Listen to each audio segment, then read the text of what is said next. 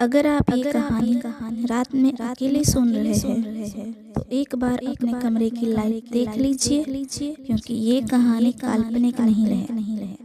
ये कहानी ऐसी है जो सुनने के बाद आप अपने फ़ोन की रिकॉर्डिंग लिस्ट ज़रूर चेक करेंगे। ये घटना है 2021 की मध्य प्रदेश के एक छोटे से कस्बे देवगढ़ की, जहाँ एक बंद सरकारी गेस्ट हाउस में कुछ ऐसा रिकॉर्ड हुआ जो आज तक मिटाया नहीं जा सकता। Guest house number 6। ये कहानी है आदित्य की। ये कहानी खुद आदित्य ने हमें भेजी है।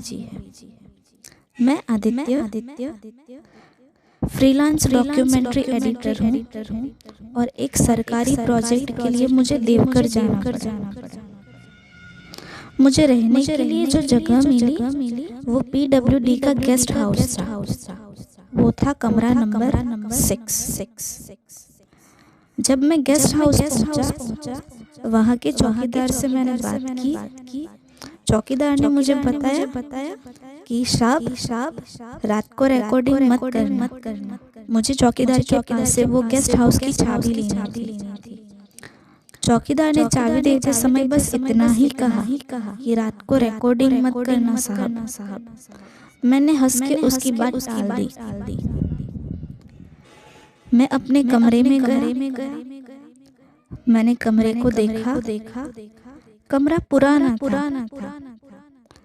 छत का पंखा चर आवाज कर रहा।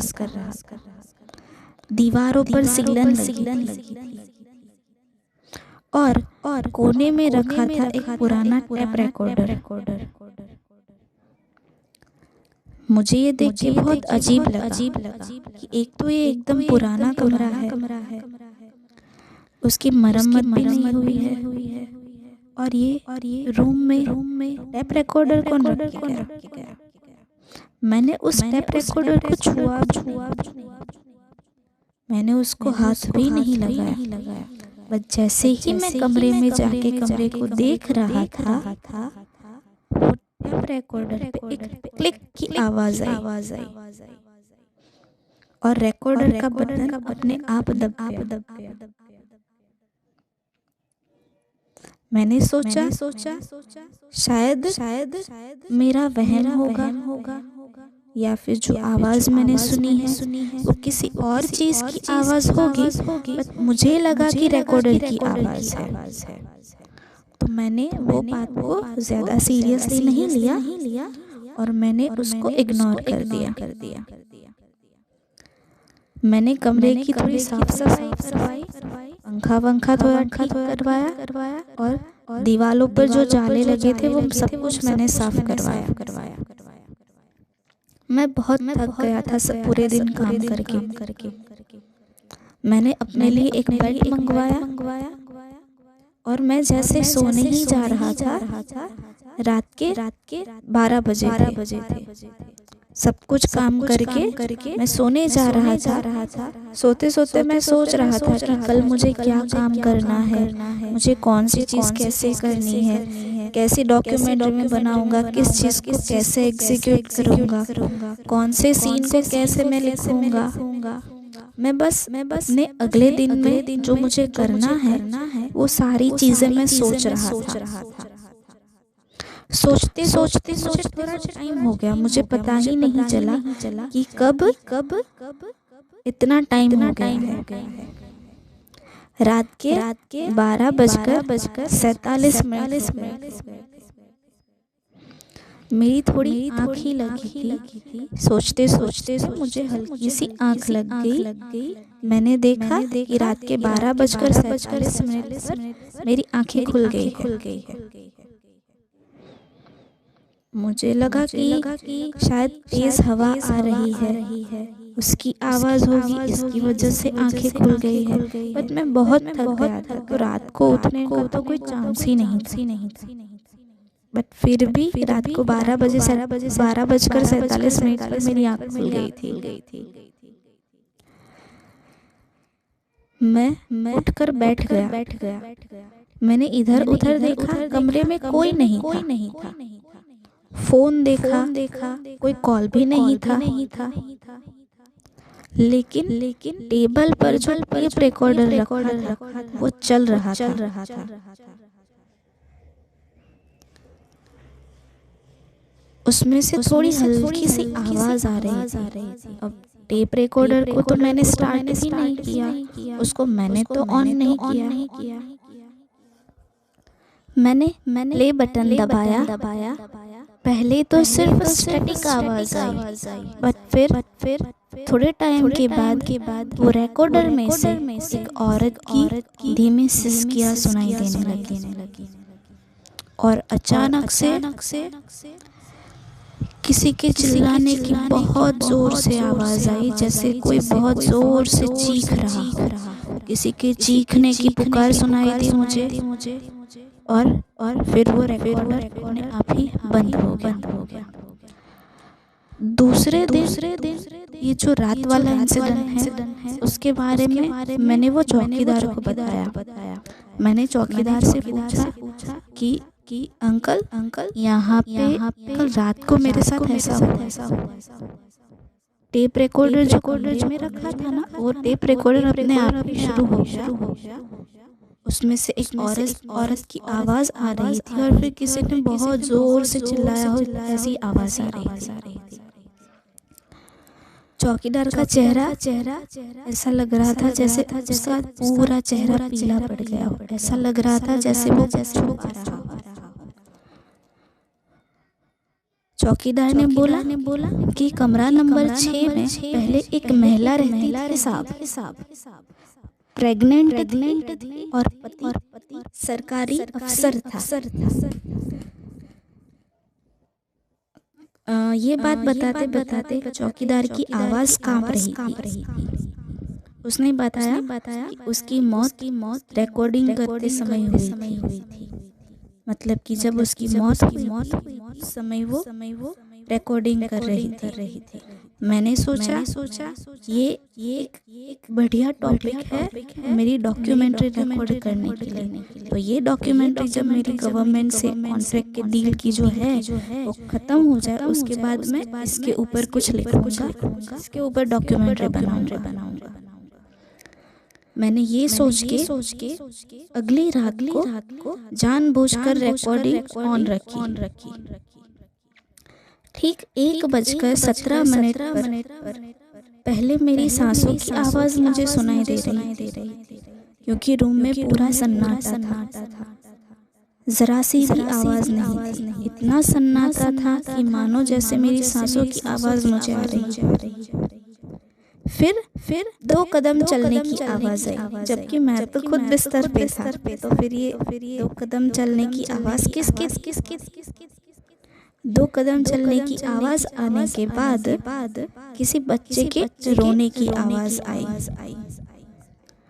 मैं अपने बेड पे पड़ा सब कुछ ये सुन रहा था, सब कुछ ये महसूस कर रहा था कि मैं जिस रूम में सोया हुआ हूँ वो रूम में कोई चल रहा है, कोई बच्चा रो रहा है, जबकि वो पूरा कमरा खाली था। मेरे अलावा वो कमरे में कोई नहीं था। पूरा कमरा खाली था। पहले किसी के चलने की आवाज आई, फिर बच्चे के रोने की आवाज आई, और फिर अचानक किसी ने मेरे कान के एकदम पास आके कान के एकदम नजदीक आके ऐसा फुसफुसाया कि तूने मेरा बच्चा सुना? तूने मेरा बच्चा सुना? मुझे वो चीज अपने एकदम पास थी ऐसा महसूस हो रहा था। और धीरे धीरे ये फुसफुसाहट जैसे तेज हो रही। मुझे ऐसा महसूस हो रहा था कि पहले तो ये फुसफुसाहट धीरे से हो रही थी, और धीरे धीरे ये फुसफुसाहट तेज हो रही थी। मैं एकदम घबरा के खड़ा हो गया। मैं बाथरूम में गया। बाथरूम में मैंने अपना मुंह धोया। मैंने अपने आप को थोड़ा हिम्मत दिया, थोड़ा प्रिपेयर हुआ, क्योंकि मुझे लगा था कि कुछ तो गलत है। बट मुझे वो चीज़ से लड़ना है, क्योंकि मुझे ये टॉपिक पे अपनी डॉक्यूमेंट्री बनानी है। मैं अपना चेहरा धो रहा था, अपना मुंह धो रहा था। मुंह धो के मैंने आईने में अपना चेहरा देखा। मैंने जैसे ही आईने में अपना चेहरा देखा, मैंने आईने में देखा कि बाथरूम में मैं अकेला नहीं हूँ। मेरे पीछे एक महिला खड़ी है और वो बड़े ही विचित्र सी थी, बड़ी ही भयावह थी।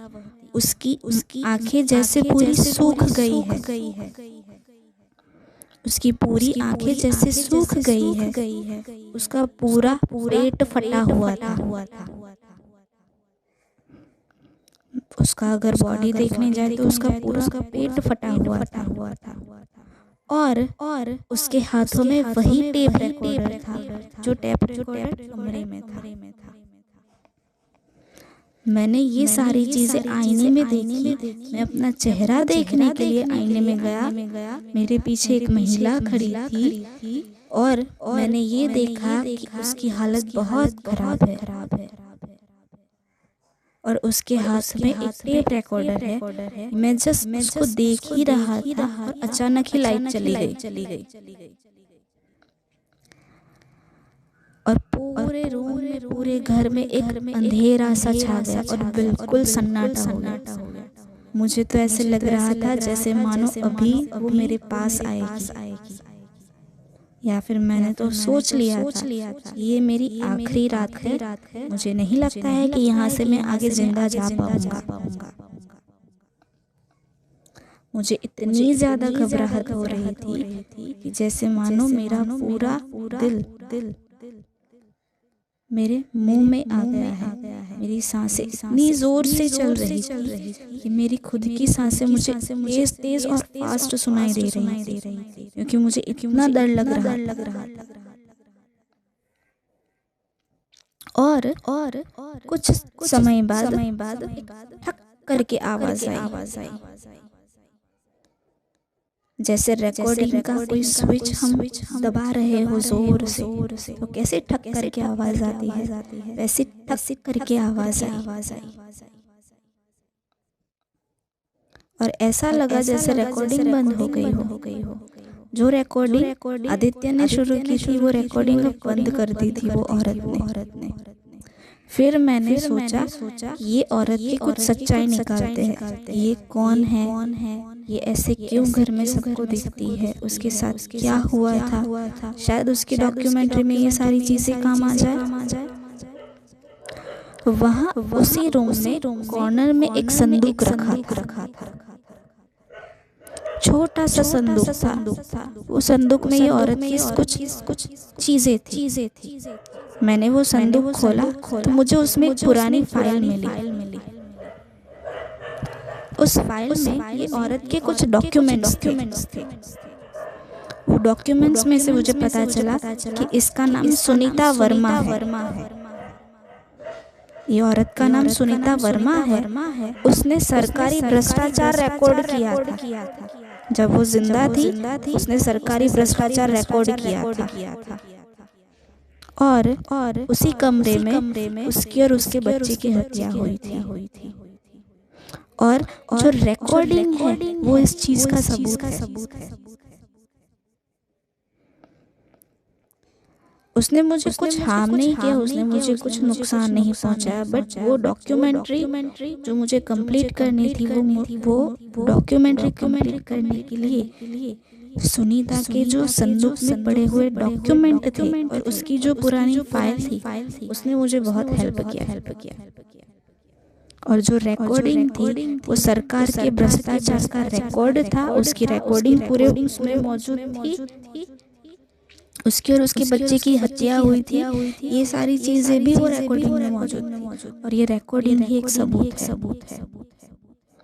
अगले दिन मैं वहां से निकल गया। मैं ये डॉक्यूमेंट्री पे काम कर रहा हूँ अभी, लेकिन आज भी रात 1:17 पर मेरे फोन में एक नई रिकॉर्डिंग आ जाती है। अपने आप ही आ जाती है, जिसमें एक आवाज कहती है, अब तो सुन रहा है, कल तू बोलेगा। अगर आपको वीडियो पसंद आई है तो प्लीज़ लाइक करें, शेयर करें, सब्सक्राइब करें, कमेंट आपको अगर अपनी स्टोरी शेयर करनी है तो आप शेयर कर सकते हैं। Thank you.